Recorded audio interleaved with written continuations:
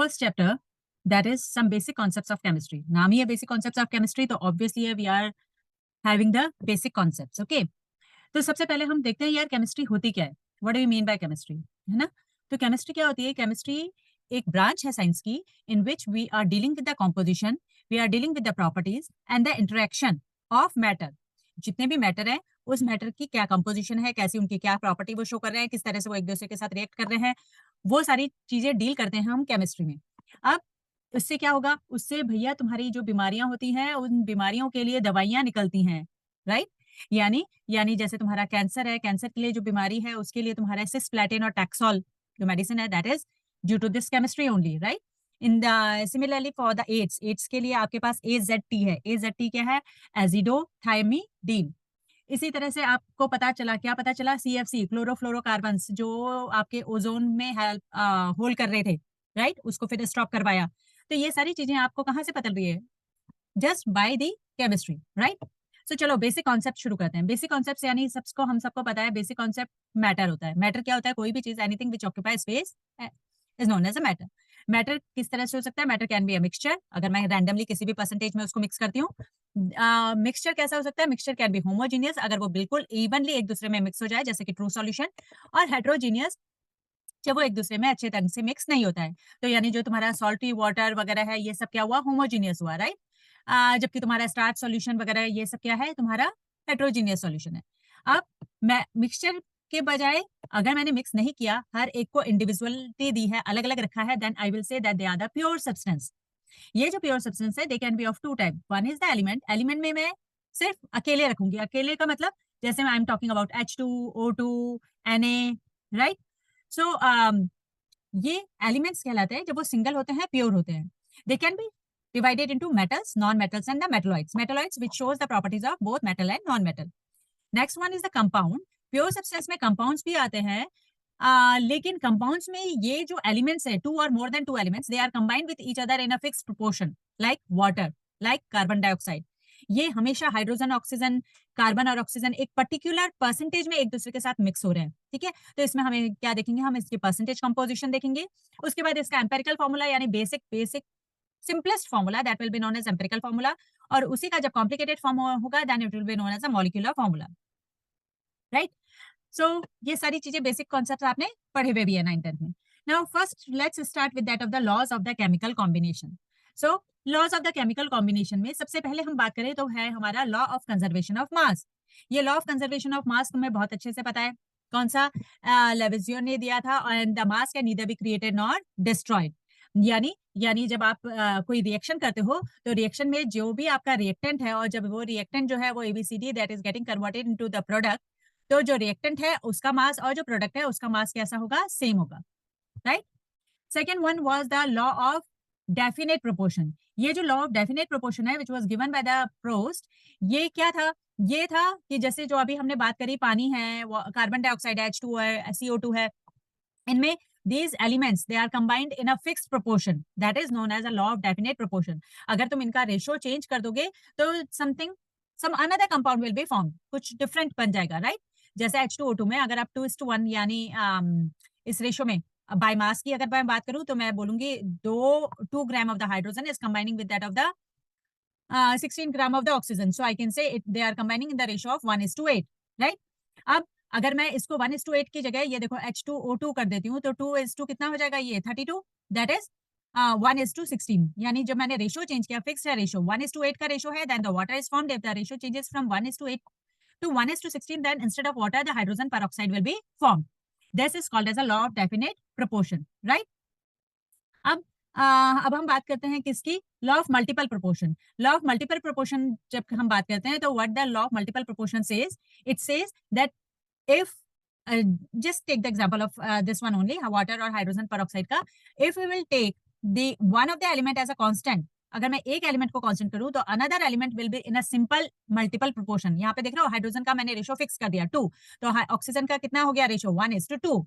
ये किस में है? सिंपल मल्टीपल प्रोपोर्शन में है। This was given by the Dalton. Then Gay Lussac's law. Gay Lussac's law क्या कहता है? गे-लुजिक्स लॉ बोलता है when the gases they are combined और produce, they are always in a simple ratio, provided हमेशा रहता है कि टेम्परेचर और प्रेशर आपका चेंज नहीं होना चाहिए, राइट। जैसे जैसे सपोज करो N2 plus 3H2 gives you 2NH3, right, है ना।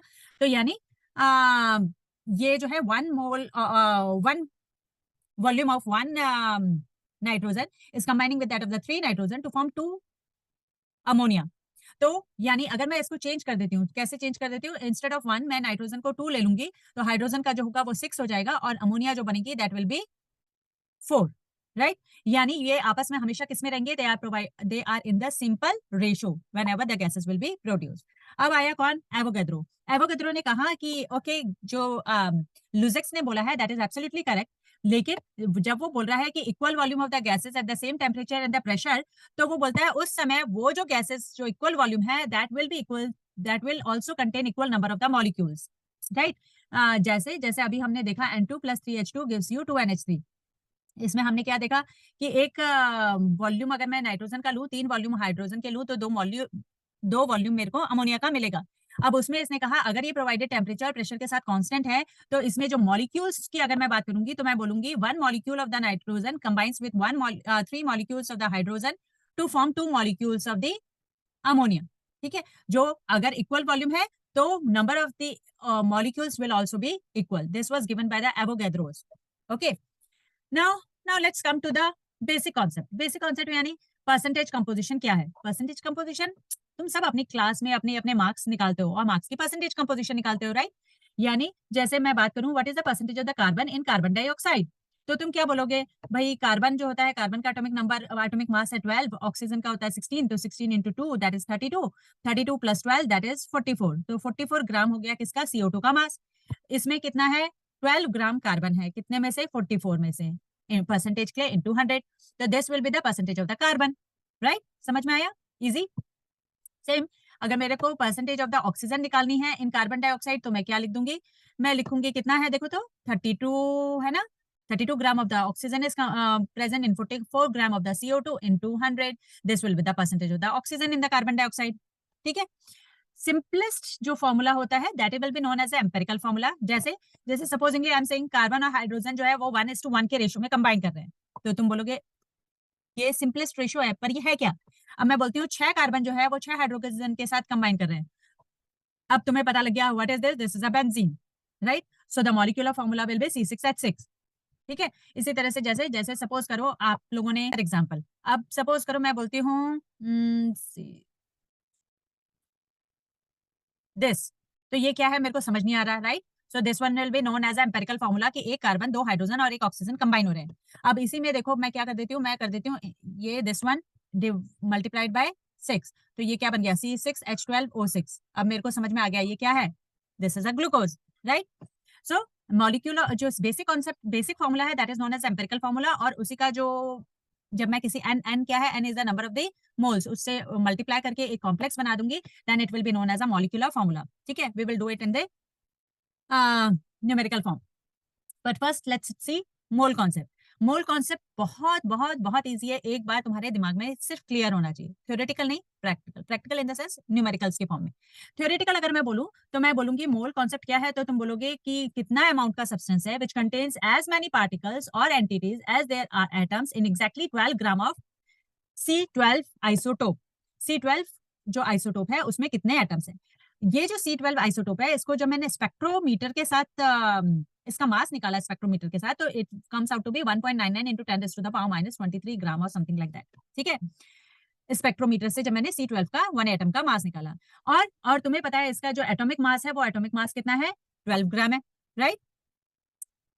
तो जब मैंने क्या किया, एक एटम का मास यानी 1.99 इंटू 10⁻23 डिवाइड किया, तो it comes out to be 6.022 into 10⁻23, and this one is known as Avogadro's number।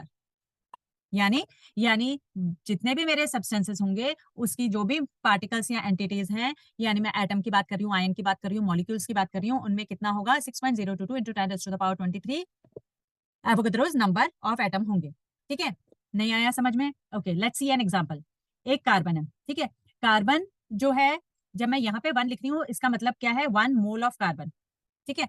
1 mole of carbon में कितने होंगे, 1 mole of carbon will have 12 ग्राम, ये क्या है, ये है इसका मोलर मास, ओके। इस 1 मोल कार्बन यानी 12 ग्राम कार्बन में कितने अब एटम्स हैं या कितने आयंस हैं, तो इसमें क्या है 6.022 इंटू 10⁻23 एटम्स, आयंस, मॉलिक्यूल्स जिसकी भी मैं बात कर रही हूँ वो है। Got it? अब इसका मतलब एक मोल में इतने एटम्स हैं, तो एक एटम का कितना हो जाएगा, what will be the mass of one atom? एक मोल का 12 ग्राम है और उसमें इतने एटम है, तो एक एटम का कितना मास हो जाएगा, 12 divided by 6.022 into 10⁻23, right, which will come out to be 1.99 into 10⁻23। ये मास अभी अभी मैंने तुम्हें बताया था कि जब मैंने स्पेक्ट्रोमीटर की हेल्प से, with the help of spectrometer, मैंने एक एटम ऑफ कार्बन का जब मास निकाला तो it comes out to be 1.99 into 10⁻23 gram. ठीक है, अभी समझ में आया थोड़ा थोड़ा? ओके, चलो फिर से देखते हैं। अब मैं बात कर रही हूँ, सपोज करो मैं बात करती हूँ ऑक्सीजन की। ठीक है, ऑक्सीजन का मोलर मास कितना होता है, 16 ग्राम, यानी 1 मोल ऑफ ऑक्सीजन कंटेन्स वे, उसका वे जो है that is 16 gram and it contains 6.022 into 10⁻23 atoms, ions और मॉलिक्यूल्स जिसकी भी मैं बात कर रही हूँ। ठीक है, अगर supposedly if I am saying that मेरे पास 4 मोल हैं ऑक्सीजन के, तो उसका मास कितना हो जाएगा, 4 इंटू 16, उसमें कितने एटम्स हो जाएंगे, 4 into 6.022 into 10⁻23, got it, ions हो जाएंगे, है ना? यानी यानी मेरे पास एक सिंपल फॉर्मूला आ गया ये यूनिटरी मेथड की जगह, कि if I want to find out the number of the moles, I will say the number of the moles will be equals to the given mass by molar mass. Okay, and that will be equals to, ये भी बराबर है किसके, that will be equals to number of atoms by Avogadro's number of atom, that is 6.022 into 10⁻23। ठीक है, यहाँ पे चलो देखते हैं। सपोज करो मैं बोलती हूँ, लेट मी से 32 ग्राम है गिवन मास, तो बताओ how many moles are there. तो तुमने क्या किया, गिवन मास में तुमने 32 ग्राम लिखा, मोलर मास मोलर मास कितना था, ऑक्सीजन की बात कर रही हूँ, मोलर मास था मेरा 16, राइट, एक का मोलर मास 16 था, तो देखो 16 32 दैट इज 2, सो कितना हो गया, ये 2 मोल्स आ गए। Got it? अब इसमें कितने एटम्स होंगे, how many atoms will be there in 2 moles, तो इसको 6.023 इंटू 10⁻⁻ जो 23 है तुम्हारा, ये क्या हो जाएगा, this will be multiplied by this one, so it will be 12.22 into 10⁻23 number of the atoms. आया समझ में? ठीक है, just let's take an another example, एक और एग्जांपल करके देखते हैं। एक एग्जांपल अब कौन सा लें, चलो नाइट्रोजन ले लेते हैं। ठीक है, नाइट्रोजन का हमारा एटॉमिक मास कितना होता है, मोलर मास होता है हमारा 14 ग्राम, यानी एक मोल जो मेरा नाइट्रोजन है, 1 mole of nitrogen having the molar mass 14 gram will have 6.022 into 10⁻23 atoms. Okay, so अब मैं आपको बोलती हूँ, क्या बोलती हूँ मैं आपको बोलती हूँ कि मेरे पास 3 मोल्स हैं। ठीक है, तो 3 मोल्स का कितना मास होगा, what will be the mass and how many number of atoms will be there, कितना मोलर मास उसका मास होगा और कितने उसमें नंबर ऑफ एटम्स होंगे, किसमें, in 3 moles of the nitrogen. ठीक है, तो अभी तुम्हें बताया mole is equals to given mass by molar mass which will be equals to number of atoms by Avogadro's number of atom।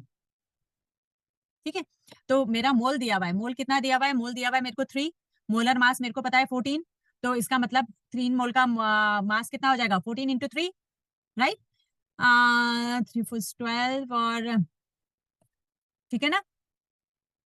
अब कितने एटम्स हैं, तो कितने एटम्स हैं ये इससे मल्टीप्लाई हो जाएगा, यानी 3 इंटू 6 इज 18 अप्रोक्सीमेटली, हाँ 18 पॉइंट समथिंग जो भी है into 10⁻23 atoms. Got it, clear है? ठीक है, सो बेसिकली तुम्हें ये ध्यान रखना है क्या, moles will be equals to the given mass, यानी जितने मोल होंगे, अगर मेरे सिंपल वे में मैं ये बोल रही हूँ, अगर एक मोल है तो उस एक मोल का 14 ग्राम है, तो अगर 10 मोल हो गया तो ऑब्वियसली 140 ग्राम हो जाएगा। अगर ये 5 मोल है तो ये क्या हो जाएगा, इंटू 5 ग्राम हो जाएगा। अगर ये सपोज 20 मोल्स हैं तो ये इंटू 20 हो जाएगा, राइट, है ना, और उसी हिसाब से आपका ये नंबर ऑफ एटम्स भी चेंज होता रहेगा। So number of the moles will be equals to the given mass by molar mass which will be equals to the number of atoms by Avogadro's number, that is 6.022 into 10 raised to the power 23. Hope so this is now clear to you. फिर हम next class में करते हैं क्या, next class में we will do empirical and the molecular formula and see some other things also which are very important in this chapter. Okay, so bye, keep smiling, always be happy.